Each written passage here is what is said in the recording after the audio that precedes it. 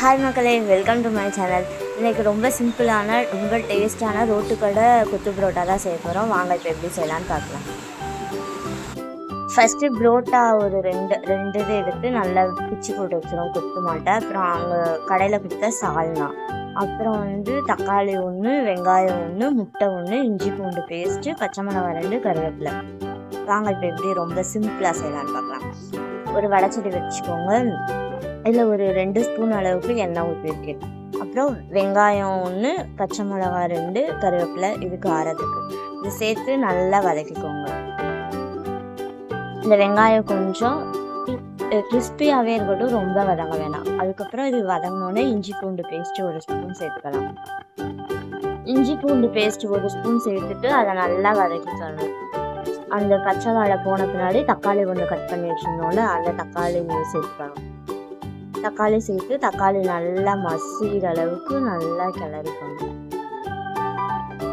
தக்காளி மசிஞ்சு வந்த பின்னாடி நம்ம கடையில் வாங்கின சால்னா இருக்குல்ல, அந்த சால்னாவை நம்ம இப்போ சேர்த்து போகிறோம். தக்காளி நல்லா வதங்கின பின்னாடி தான் சேர்க்கணும். இந்த சால்னா நல்லா இருந்துச்சு, நல்ல மணமாக. இதில் கரம் மசாலா எதுவுமே சேர்க்க வேணாம். நீங்கள் கடையில் வாங்குகிற சால்னா ரொம்ப மைல்டாக இருந்துச்சுன்னா கரம் மசாலா தூள் மட்டும் 1 ஸ்பூன் சேர்த்துக்கோங்க. இந்த சால்னா கொஞ்சம் கொதிச்சோடனே நம்ம முட்டை 1 சேர்த்து உடச்சி ஊற்றணும். முட்டை 1 உடச்சி ஊற்றி அந்த சால்னாவும் நல்ல முட்டை தனித்தனியாக பிரிஞ்சு வர அளவுக்கு நல்லா குக் பண்ணிக்கோங்க.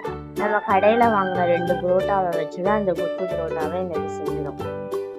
இல்லை வீட்டில் புரோட்டா செஞ்சு நீங்கள் செய்கிறதுனாலும் செஞ்சுக்கோங்க.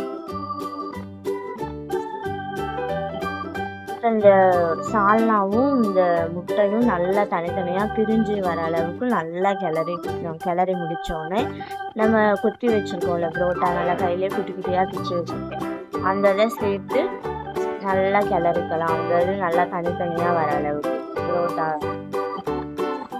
அந்த முட்டை நல்லா குக் ஆகிடுச்சுன்னா உங்களுக்கு நல்லா பிரிஞ்சு வந்துடும். அந்த எண்ணெயெல்லாம் பிரிஞ்சு சூப்பராக ஒரு உதிரியாக ரோட்டு கடையில் வாங்குறத விட சூப்பர் டேஸ்ட்டாக இருக்கும்.